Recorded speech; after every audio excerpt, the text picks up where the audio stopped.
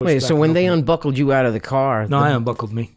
But when you unbuckled, did the back half of the car fall off? Like, were you the link holding the car? I was the only thing holding it. There was nothing but seat belts holding the two things together. You're lucky you weren't pulled apart.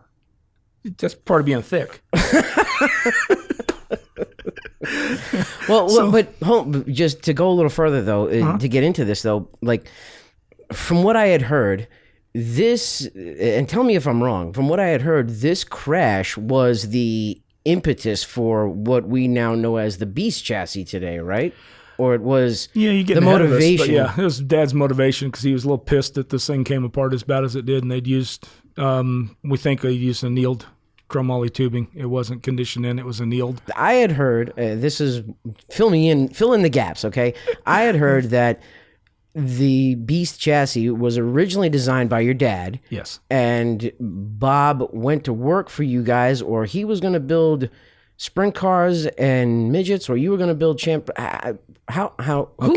First off, who originally designed the first car? Dad designed it on a Waffle House placemat. Now, We're not talking glass front Waffle House like we have here in the South. In Indiana, we had a sit-down Waffle House, a little bit more fancy, but regular restaurant. But they had these really neat corrugated placemats, and we're in there. He was thinking all the time. He was trying all the time to make a better mousetrap. So we're sitting there, and he's drawing out, and he's come up with this. We're sitting there at breakfast. Because he was pissed about what happened to the Challenger. He was ill because of what had happened to the Challenger. We put a car together. We finished the year out. After that, we raced the rest of the season. Going into the next year, his jigs had been put away. He hadn't built cars for quite a while. So we dragged the jigs back out, and he decided, hell with it, we're going back to building cars because we're not going to have this problem anymore. So he designed, and it was the first one with down tubes, and the center tubes came to a V at the motor plate. Made it like a bridge with the truss tubes and everything in a bridge, so it was good and strong. You couldn't crush it. You couldn't go anywhere with it. These two coming in at an angle from the back corners of the roll cage coming forward, and the front torsion tubes behind those just in front of the engine. From that point to the motor plate and the back to the motor plate, that had a big V in the center of the car, and then the rest of the car was down tubes and had your upright for your engine plate. And his concept is and he's right, when you bend a piece of tubing, you weaken it. So the car had as much straight tubing in it as it possibly could. So he because you do. If you bend a tube, you have to put an upright tube at that point where you bend it, or that tube sits there, that bend sits there, and it opens and closes. It moves. Right. So there's no rigidity there anymore. No, I have seen a Beast chassis bare, and there's a lot of triangulation in it. A lot of triangulation. Yeah. So he drew the sprint car up, and that was his concept for the sprint car, knew his torsion heights, knew all the stuff. Bob was at Challenger. We'd broken this car. Challenger was building a bunch of midgets. They had a pretty good clientele. Bob was flying back to do the Indianapolis Thursday Night Thunder midget races at IRP, and it's always going to be IRP. But he was flying back doing those. So we'd pick him up at the airport. He'd stay with us at the house. He'd stay over for a day or two. He and Dad would talk about things, and he told him, he says, man, I want to leave Challenger. I want to do my own thing. So Dad says, well, here you go. This is my concept. This is my print. We can scale this down and we can make a midget out of it. And Bob wanted to do midgets. He was really into midgets at the time. So all he wanted to do was build midgets. And he and Dad had an agreement. We'd build the sprint cars and the champ dirt cars. He'd build the midgets. Okay. And he could move in and do it right out of our shop. We had equipment. We had all stuff there. We were building cars. So you guys had no interest in building the midgets? Not really. No, we were busy enough trying to do sprint cars and champ dirt cars. Okay. And Bob had the midget clientele. He had all the guys. My whole time I never ran a midget. I picked on things my own size, and I was too damn big for a midget. So I always ran the bigger cars. I went from go-karts to sprint cars, and we went on. So Bob had, like I say, he had all his Challenger guys. And when he was leaving Challenger, he was going to build the Challenger midget and just continue on, just build his own version of the Challenger midget. Well, Dad shows him this, and away we go. He gets started with that. It's like, yeah, that'd be great. Can we do this? So Mom actually came up with a Beast name, and she put in the Speed Sport News, the Beast is coming. She put different ads in. She paid for them. She put ads in for Bob. The Beast is coming. Different stuff here and there. She'd call Corinna Kanamaki, and they'd line this stuff up, and they'd put things in there. Nobody knew what the Beast was, but there were ads in there for 6 months or better before that thing came out that the Beast is coming. It's kind of cool. Now you look back on it and go, oh, that's pretty slick. So we scaled everything down, got honest to God, that first Beast car was built on a sheet of plywood, all drawn out, full scale. We knew the bends of our tubing bender, knew the radiuses, laid all the tubes out, laid out the radiuses, figured everything out, picked up all the pickup points, the arc of the rear end, the arc of the front axle, where you put your radius rod points to get your front axle arc to go the way you want to, where your rear radius rod points bolt on, where your engine location is, U-joint coming off the back of the crankshaft, torque tube going to the rear end, torsion arms as they go. The rear end is moving in a forward arc off the motor plate. Torsion arms are moving in an opposite arc. You think about it, they're going from the rear, and they're swinging from the rear mount, the rear end swinging from a front mount because it's off torque tube coming forward. So everything has to go together. Figured Jacob's ladder mounting points, figured everything up, shock locations, put everything together on this plywood board, and then built the first frame rails to fit everything on the plywood board. Now, we had to come up above it because the roll cage was taller than the 4x8 sheet of plywood. So we added on and went from there. That is the half, though. Like, that is the one that half lays of the one shaft. frame rail slide down. Okay, and then there's so the you can other, build and then they come together. both of those the same because you build them, they're the exact same, they're mirror image. So you build them and just one, when you stand them up, two sides come together, and then it's just cross tubes in between in the jig. So you stand the two sides up, you can build those and stack them up like cordwood, stand them up, put the tubes together between them, finish roll cage out, finish all your cross tubes out. Okay, so you guys are building the sprint cars and the Champ dirt cars.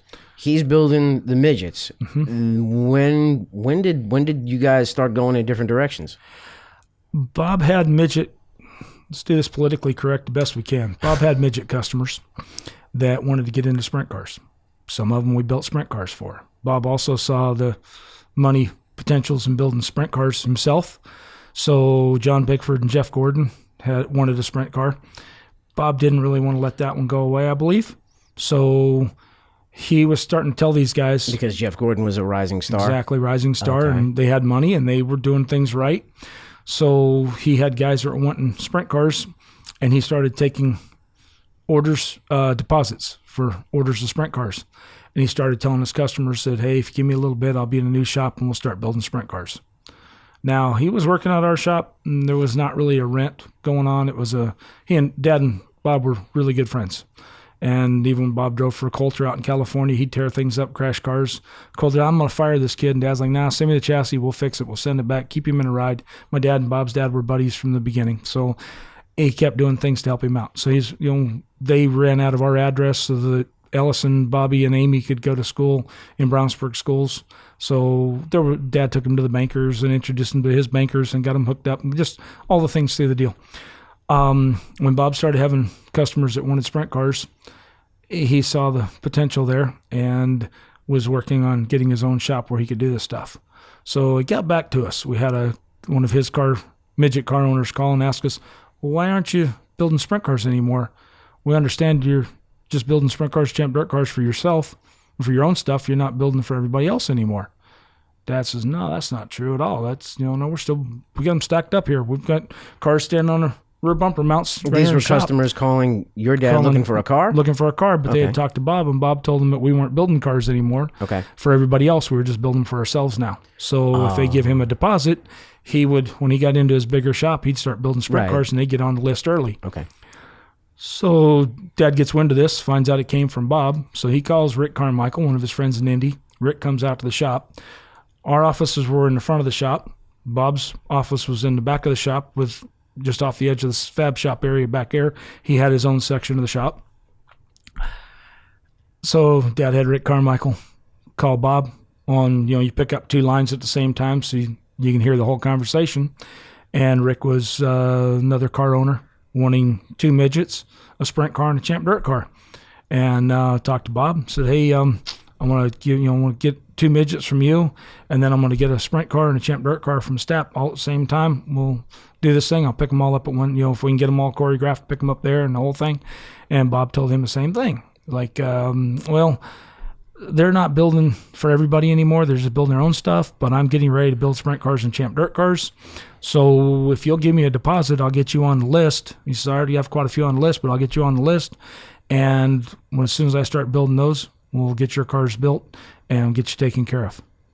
So Dad heard enough in that conversation, and Rick finishes the conversation up, And then two of them walk through the shop, walk into Bob's office, and he's sitting there behind his desk, back kind of happy and proud because he just sold another couple cars, got deposits coming.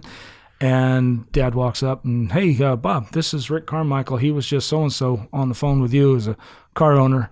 And I'm a little confused. Why am I not building sprint cars and champ dirt cars anymore? What happened to our agreement? Uh-oh.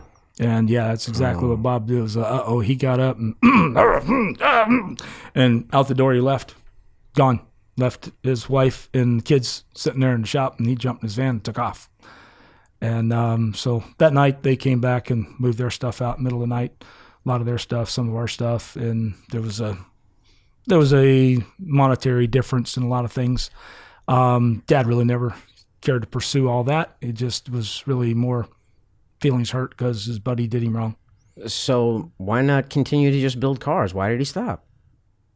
Dad? Yeah. Oh, we did. We kept building cars. We kept building sprint cars and champ dirt cars also. So they were basically the same car. It was the same car. Yeah. Wow. Okay. He had copied our jigs and stuff and knew the pickup points and the size and everything else, and he had done all that. So he moved out, moved to another shop, and carried on. He started building sprint cars and champ dirt cars, and we continued on. Wow.